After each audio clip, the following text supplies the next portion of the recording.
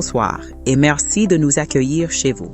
Ce soir, notre regard se porte sur le grand échiquier du monde, pour comprendre les forces qui, loin de nos frontières, tirent les ficelles de notre quotidien ici, en République démocratique du Congo.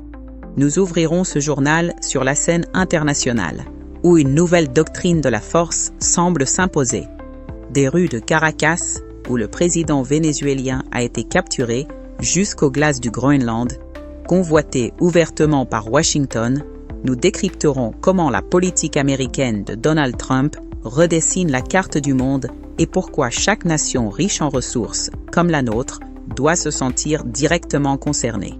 Nous reviendrons ensuite au cœur de notre nation, dans l'Est, où une double réalité s'installe. Pendant que le président Tshisekedi cherche des solutions diplomatiques à Luanda, les armes crépitent de nouveau avec une violence inouïe. La paix semble s'éloigner au rythme des manœuvres politiques. Nous plongerons également dans les rouages de notre État, là où la machine se grippe. De la Chopo ou Olomami, les crises de gouvernance paralysent les provinces et mettent à l'épreuve l'autorité même de nos institutions. Enfin, nous terminerons sur une note d'espoir et de ferveur nationale, car demain, tout un peuple vibrera à l'unisson. Nos léopards affrontent l'Algérie dans un match qui est bien plus qu'une simple rencontre sportive. C'est un rendez-vous avec l'histoire. Ce soir, comme chaque soir, Inside News RDC s'engage à vous livrer les clés de l'actualité, sans concession et sans détour. Voici les titres. Ce premier dossier nous concerne tous, car il interroge la nature même de la souveraineté à l'ère des nouvelles ambitions impériales. Les actions récentes des États-Unis, que ce soit au Venezuela ou dans l'Arctique, ne sont pas des faits isolés. Elles signalent une doctrine où la sécurité nationale et les intérêts stratégiques d'une superpuissance priment sur le droit international. Pour un pays comme le Congo, dont le sous-sol regorge de minerais essentiels à l'économie mondiale, comprendre cette logique prédatrice n'est pas une option, c'est une nécessité. Le fait brut, d'abord. Ce lundi 5 janvier 2026, le président vénézuélien Nicolás Maduro est arrivé sous haute escorte et a comparu pour la première fois devant un tribunal de New York. Les accusations sont lourdes, narcoterrorisme et complot. Mais derrière le vernis judiciaire se cache une réalité géopolitique bien plus vaste. Le lien n'est pas géographique, il est doctrinal. À Caracas comme à Nuuk, capitale du Groenland, Washington brandit le même argument passe-partout de la sécurité nationale pour justifier ce qui s'apparenta à une politique de prédation. Hier, le pétrole. Aujourd'hui, une position stratégique arctique. La justification change, la méthode demeure. Écoutons la justification du président Donald Trump lui-même. Nous avons besoin du Groenland du point de vue de la sécurité nationale, a-t-il déclaré. Faisant écho à un tweet de son entourage montrant une carte du Groenland aux couleurs américaines avec la mention « Bientôt ». Cette politique du fait accompli a fait réagir. Le leader politique français, Jean-Luc Mélenchon, a qualifié la capture de Maduro d'enlèvement odieux, affirmant que l'invasion est redevenue un mode opératoire dans les relations internationales. Il a dressé un parallèle inquiétant entre le Venezuela, l'Ukraine, Gaza et notre propre pays, la RDC, comme autant de théâtres où la loi du plus fort s'impose. Officiellement, le Danemark ne décolère pas. Son ambassadeur à Washington, Jesper Møller Sørensen, a exigé le respect total de l'intégrité territoriale de son royaume. Face à cette rhétorique, la réponse du Premier ministre groenlandais, Jens Frederik Nielsen, est un rappel cinglant aux principes fondamentaux du droit. Les frontières sont fondées sur le droit international. On ne peut pas annexer un autre pays, pas même en invoquant la sécurité internationale. Mais, quel est l'impact de cette politique pour nous, citoyens du monde et du Congo? Lorsque les grandes puissances décident que le droit international est un obstacle à leurs ambitions, que ce soit pour s'approprier le pétrole vénézuélien ou la position stratégique du Groenland, la souveraineté de toutes les nations est menacée. Notre cobalt, notre cuivre, notre coltan deviennent alors non plus des atouts pour notre développement, mais des cibles dans un grand jeu qui nous dépasse. La question qui se pose ce soir est donc fondamentale. Face à cette politique du fait accompli, le droit international peut-il encore protéger les nations souveraines ou est-il devenu un simple instrument au service des plus puissants? Pendant que le monde observe ces rapports de force, notre propre souveraineté est mise à l'épreuve chaque jour sur notre propre sol.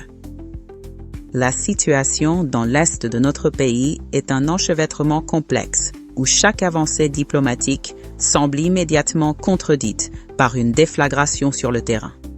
Aujourd'hui même, cette dualité est frappante. Alors que le président Félix Tshisekedi était à Luanda pour tenter de relancer le processus de paix, les combats ont repris avec une rare intensité au Nord Kivu, créant une situation de haute tension. La démarche diplomatique. D'abord, le chef de l'État s'est entretenu ce lundi avec son homologue angolais, João Lourenço.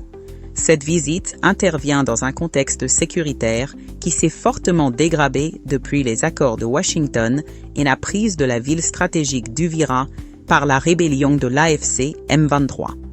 Le président Tshisekedi a qualifié les propositions du médiateur angolais de très intéressantes, tout en rappelant une vérité implacable. La RDC subit une guerre qui nous a été imposée.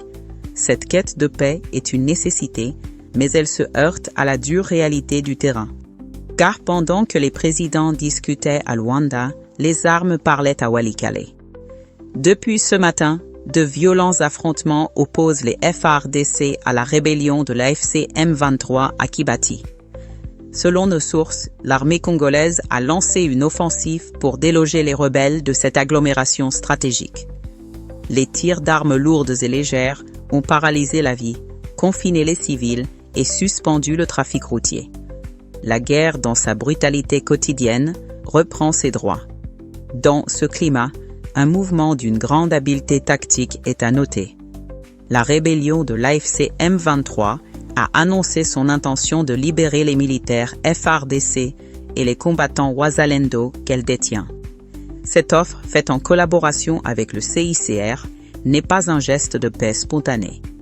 C'est une manœuvre de communication calibrée, destinée à la vie internationale, au moment même où la pression diplomatique s'accentue. Pour l'heure, le gouvernement congolais n'a pas encore réagi officiellement à cette proposition. Notre nation se trouve donc à un carrefour critique.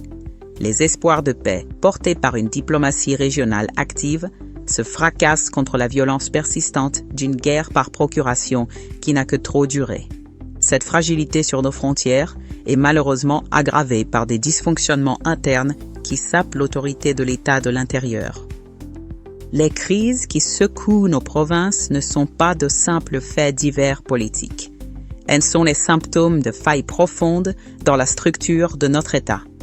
Qu'il s'agisse de verdicts judiciaires qui interrogent ou de blocages institutionnels qui paralysent, c'est l'autorité même de la République qui est mise à l'épreuve.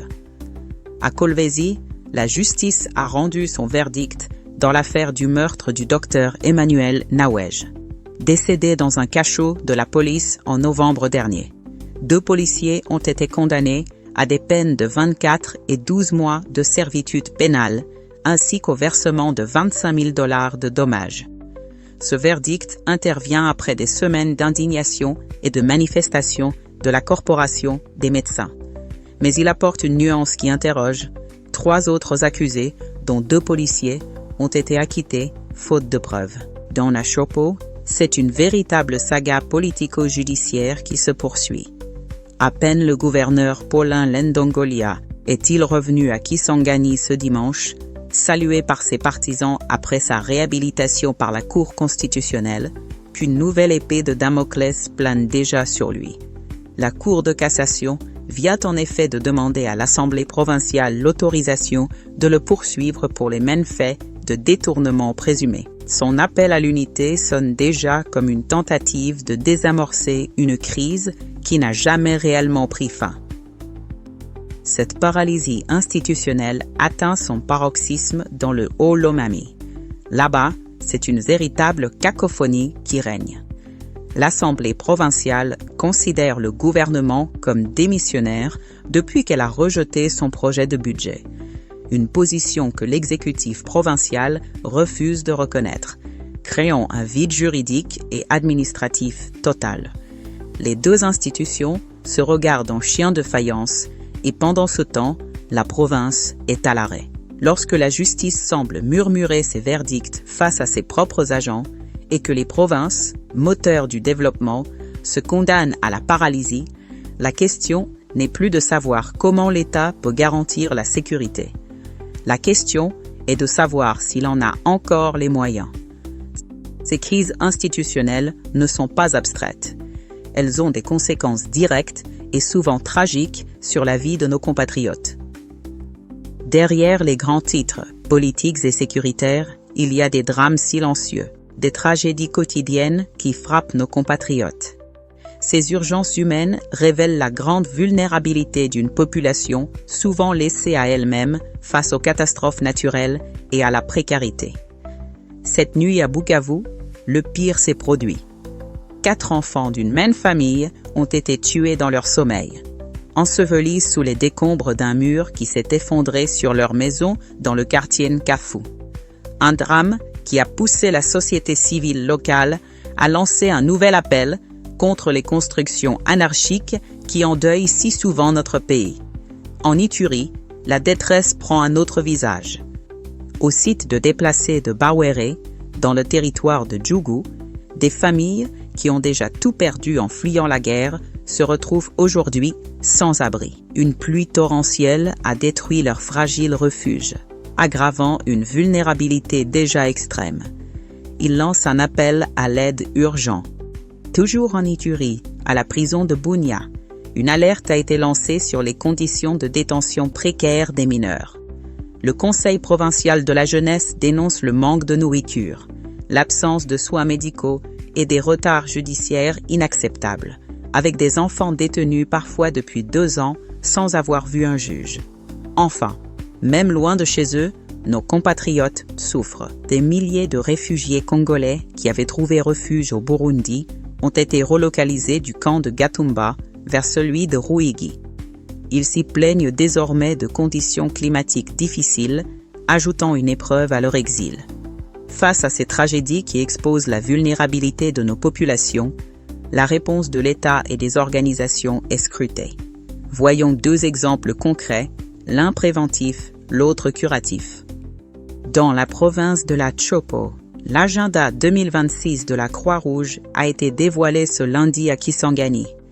Le président provincial, Frank Gife Molanga, a annoncé un programme ambitieux incluant des exercices de simulation dans les zones à risque et des campagnes de sensibilisation pour renforcer les capacités de réponse face aux défis humanitaires. Il a également lancé un avertissement sévère contre toute utilisation abusive de l'emblème de la Croix-Rouge, rappelant que cet insigne doit être respecté pour garantir la protection des volontaires et des victimes qu'ils assistent. À Kinshasa, dans la commune de Mongafula, face aux érosions qui menacent le quartier Kogelos, le gouvernement lance des travaux de grande envergure. Un projet de plus de 5 millions de dollars américains, financé par le Trésor public, a démarré pour une durée de 24 mois. Ces travaux visent à construire des collecteurs d'eau et à stabiliser les ravins pour protéger les habitations du quartier Chibanda, régulièrement mis en péril par des glissements de terrain après chaque pluie diluvienne. Après ces nouvelles de nos provinces, tournons-nous maintenant vers un événement qui unit toute la nation, le sport et une rencontre qui s'annonce électrique. Demain, le temps s'arrêtera pour des millions de Congolais. Plus qu'une simple 8e de finale de la Coupe d'Afrique des Nations, le match qui opposera nos léopards au Fennec d'Algérie est une quête. C'est la quête d'une victoire historique pour briser une malédiction est l'occasion d'affirmer la montée en puissance de notre football sur la scène continentale. L'effervescence est palpable d'un bout à l'autre du pays. Nos léopards arrivent à ce rendez-vous avec une confiance bâtie sur la solidité. L'équipe reste sur une impressionnante série de 7 matchs sans défaite. La défense, dirigée par le capitaine Chancel Bemba et renforcée par la présence rassurante d'Axel Pouanzébé, est devenue un véritable rempart. Devant, l'efficacité est au rendez-vous avec l'expérience de Cédric Bakambu et la créativité de Théo Bongonda, capable de faire la différence à tout moment. L'adversaire, cependant, est redoutable. L'Algérie a survolé sa phase de poule avec 3 victoires et une maîtrise impressionnante. Menés par un Riyad Mahrez au sommet de son art, les Fennecs partent favoris. Mais ce statut s'accompagne d'une pression immense, celle de devoir confirmer. En conférence de presse, l'heure était à la sérénité et à la détermination. Le sélectionneur Sébastien Desabre a balayé d'un revers de main le poids du passé. Le feeling est bon, on est prêt pour ce match, a-t-il affirmé, avant de préciser sa pensée. Les statistiques entre la RDC et l'Algérie sont des statistiques anciennes. Nous, de notre côté, conscients de la tâche de demain, car c'est un match à fort enjeu. De son côté, notre buteur Cédric Bakambu a résumé l'état d'esprit du groupe. C'est un adversaire coriace et voilà aussi la raison pour nous de gagner ce genre de match pour encore progresser.